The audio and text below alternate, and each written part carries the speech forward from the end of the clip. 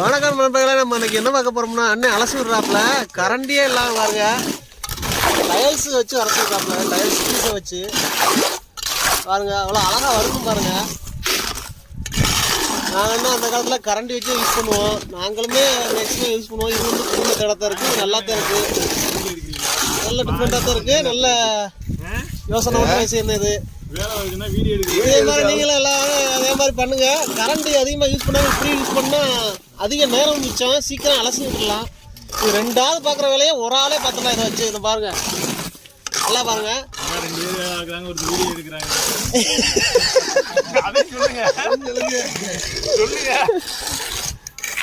இதே மாதிரி உங்க வீட்டுல இதே மாதிரி பண்ணுங்க.